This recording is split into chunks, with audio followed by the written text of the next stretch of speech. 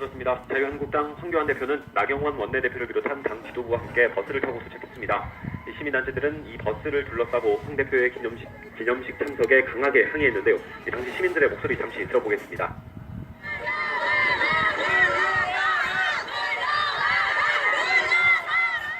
네, 현장이 워낙 시끄럽긴 한데 이 황교안 대표를 향해서 물러가라는 구호가 들립니다. 일부 시민들은 황 대표의 기념식 참석을 막으려고 바닥에 아예 들어눕기도 했습니다.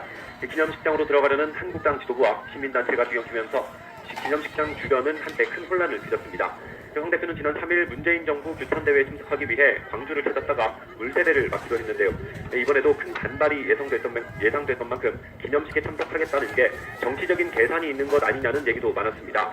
황 대표는 이런 주장을 의식한 듯 오늘 아침 자신의 SNS에 글을 올려서 그런 얘기가 나오는 것이 안타깝다고 일축했습니다. 이어 황 대표는 광주 시민의 아픔과 긍지를 알고 있다고 강조했습니다. 자, 이렇게 시민단체가 황 대표의 기념식 참석에 반발하는 이유가 분명히 있을 텐데요. 정리해보죠. 네, 크게 두 가지입니다. 일단 5.18 망언 의원들에 대한 징계 문제입니다. 네, 한국당 윤리위는 과거 김순례, 김진태, 이종명 의원에 대해 각각 당원권 정지 3개월과 경고, 제명 결정을 내렸습니다. 먼저 김순례, 김진태 의원에 대한 징계 수위가 너무 낮다는 지적이 많았고요. 그나마 제명 결정이 내려진 이종명 의원의 징계를 확정할 의원총회는 감감무소식입니다. 국회 차원의 징계 역시 윤리특위에 심사자문위원회 구성을 놓고 여야가 티격태격하면서 답보 상태에 빠졌습니다. 5.18에 대한 역사 왜곡이나 망언의 처벌을 강화하기 위한 특별법 개정안도 제대로 논의를 못하고 있습니다. 논의가 시작되더라도 한국당이 표현의 자유 침해를 주장하는 만큼 입법까지는 상당한 진통이 예상됩니다. 자, 망언에 대한 어떤 조치를 대표로서 잘 하지 않고 또 입법에 대해서 당이 소극적이고 이렇다는 이유 때문에 저기서 그렇게 황교안 씨의 어떤 기념식 참석을 저지하는 그런 광경이 지금 나왔습니다. 자, 이 영상의 제목에 있듯이 보도록 하겠습니다. 이 황교안 씨에 대한 평가는 제 동영상에 몇 개 있습니다. 제가 한 평가. 그것을 참고하시도록 하고 이번에는 간단히 해야 됩니다. 제 동영상 찾아보면 황교안 씨에 대한 평가가 제가 한 구체적으로 이 사람이 어떤 의미를 가지는지 대한민국에서 두 개가 있는데 그거 찾아보면 자세히 나옵니다. 첫째, 주권재민의 침해, 주권재민을 침해한 자입니다. 물론 공안검사를 했고요. 그리고 정당 파괴자입니다. 이 정당 파괴 이 부분에 대해서는 긴 얘기하지 않겠습니다. 무슨 말씀인지 알겠지만 정당 파괴자이고, 그래서 여기서 제가 민주주의 침해자라고 하지 않고 주권재민의 침해자라고 일부러 그렇게 했습니다. 물론 민주주의라는 용어를 사용을 안 하고 우리 언어 습관상 하기가 저도 굉장히 힘들어요. 이번에는 일부러 피해봤습니다. 다른 때는 또 해야 되겠죠. 그렇게 민주주의라고 하지 않고 주권재민이라고 한 그만할 그 이유는 이 민주주의란 이 용어가 단어가 보수나 진보 가릴 것 없이 여기서 진보는 주로 민주당 쪽 사람이라든지 그렇게 보면 되겠습니다. 진보는 다 그런 거는 전부 다는 아니라고 봐야 되니까 어쨌든 민주당 넓게 봐서 민주당 쪽 그런 보수 진보 가릴 것 없이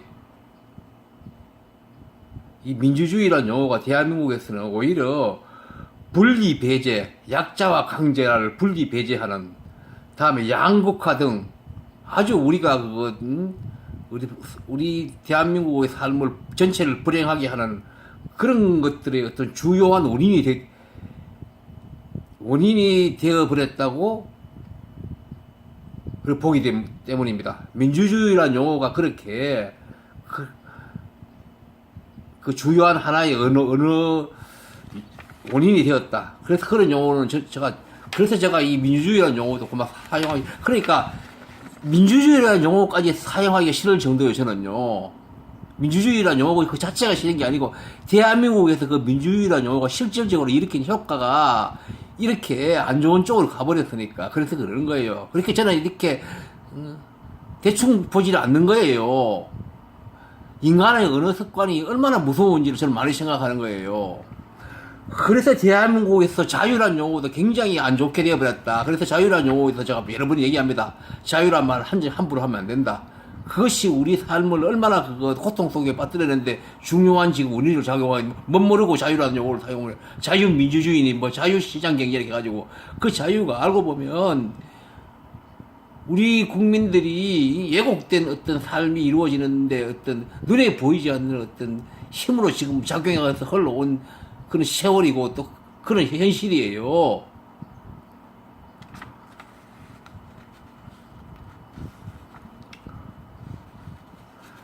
그러니까 이 민주주의니 자유니 이런 것들을 이제 어떻게 그러면 현실에서 작용하고 사용되고 작용되느냐 이거 얘기하려고 하면 긴데 간단한 예를 들면 보수는 이 민주주의라는 것을 적극적으로 착취를 하는데 사용되고 있어요. 매일 보면 이게 어떤 산업 구조와 관련해 가지고 보수는 적극적으로 착취를 해 먹는데 그 어떤 자본 세력하고 거기에 용어 사용되는 어떤 이념 용어로서 사용되는 거예요. 그리고 진보는 자본의 행패를 용인하고 그 떡고물을 같이 챙기고 은근히 이렇게 사용되고 있어요. 이 용어가요. 여기서 진보는 물론 말했듯이 민주당 쪽 어떤 그런 세력이라고 보면 맞죠. 어쨌든 간에. 그 민주당이 이제 그 세력이 그러면 이념이 뭐냐. 소위 리버블이라는 말이 있잖아요. 리버블이 지금 범람하고 있거든요. 우리나라는요.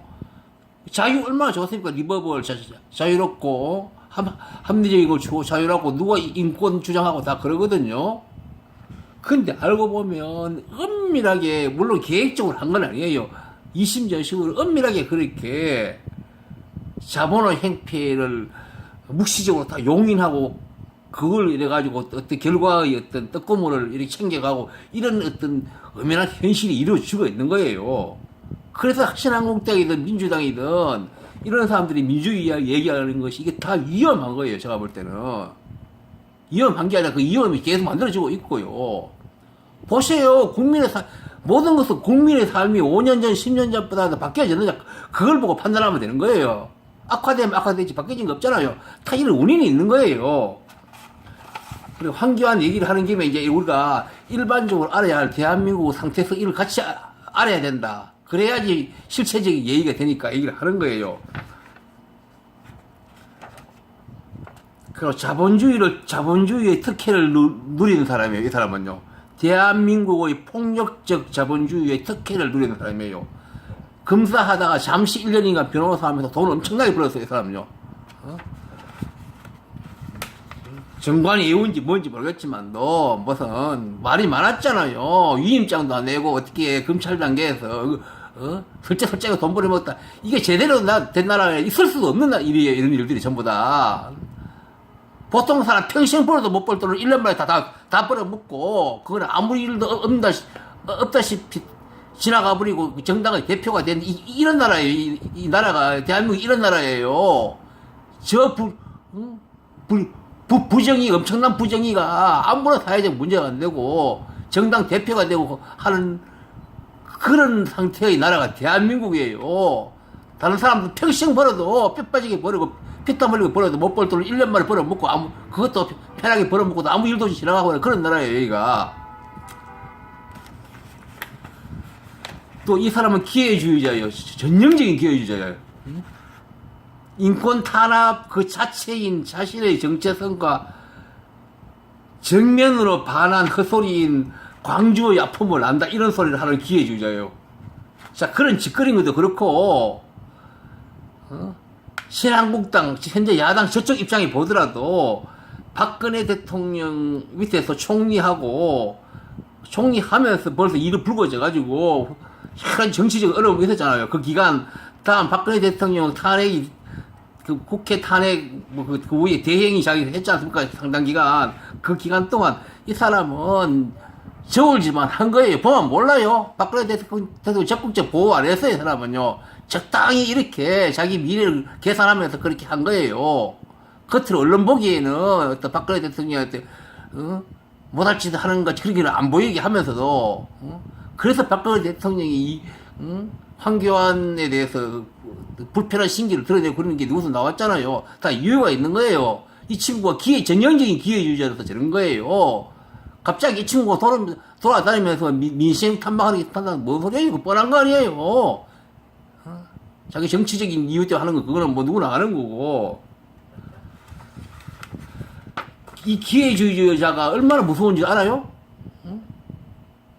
역사에는 이 기회주의자들이 이 인류 역사를 고통 속에 빠뜨리는 자들이 태반은 기회주의자예요, 전부 다. 그리고 이 친구는 인문적 소양이 없는 사람이에요. 인문적 소양이라는 것은 정치 지도자에게는 굉장히 중요해요. 미세한 어떤 상황들이 계속 인간의 삶에는 일어나는 거예요. 그런 것들을 원활하게 이렇게 소통을 시키고 이렇게 잘 되게 하려면 그 인문적 소양에 의해서 이루어지는 거거든요. 이 사람은 그게 없는 거예요. 가장 수준이 낮고 동시에 위험한 도구적 이성이거나 또는 효율지상의 신념밖에 없는 이런 자예요. 황교안 씨는. 이런 사람이 더 크고 어떤 국가 상황이 특이한 상황으로 가면 소위 파시즘 이런 쪽으로 국가를 몰고 갈 수 있는 사람이에요. 이 사람은요. 그런 악마성을 이제 드러내게 돼요. 이 사람은요. 지금은 자기가 정치적으로 커야 되니까 저렇게 낮추고 이렇게 다니면서 무슨 자기에 대한 인식을 새로 만들기 위해서 저렇게 하지만 언제든지 나중에 세월이 조금 더 지나가지고 이 사람이 좀 더 중요한 어떤 위치에 가게 되면 이 파시즘적으로 몰고 갈 친구예요. 저런 친구는 21세기에 전혀 안 맞는 이상한 짓을 할 친구예요. 저는 일찌감치 이 사람에서 이런 어떤 위험한 것을 다 봤어요. 저는 딱 보니까요. 그러니까 끊임없이 처음부터 양지 쪽에 앉아가지고 인간이 양지 쪽만 돌아다니는 그 사람들은 다 위험한 사람이에요.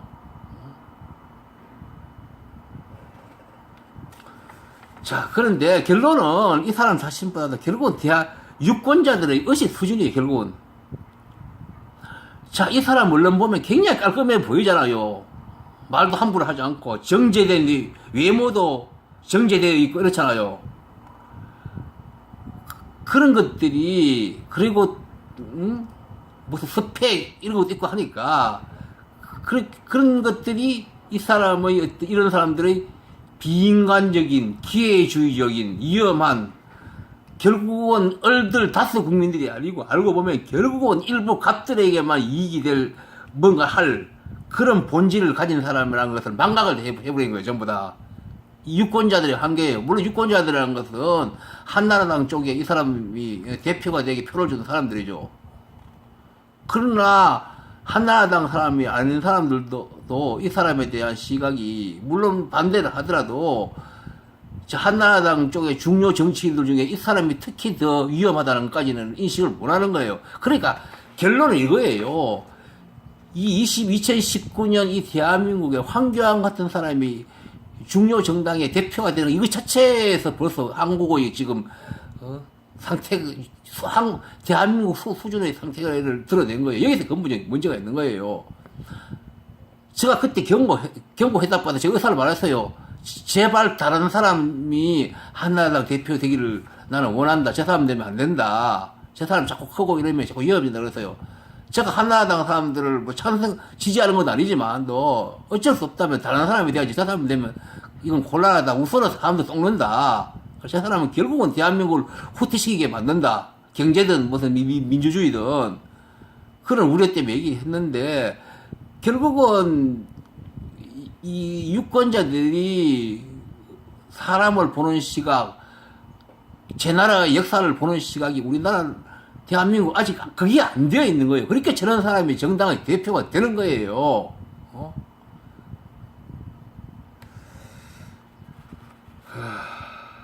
어쨌든 간에 이 황교안 씨가 한나라당의 어떤 대표가 되었다는 것은 한나라당 대한민국 전체를 위해서 불행한 일이기도 하지만 불행한 일이고 한나라당으로서도 대단히 잘못된 선택이라는 것을 언젠가는 알게 될 거예요. 물론 저 사람이 정치적으로 더 이상 성장하지 않는다면 현실적으로 그렇게 문제될 거는 크게 없겠죠. 더 성장해버리면 그때는 그런 것이 조금씩 드러날 걸로 저는 합리적 추정을 합니다. 이 사람 뭐 살아온 이런 것들 쭉 보고 태도를 보니까요. 이상 여기까지입니다. 예.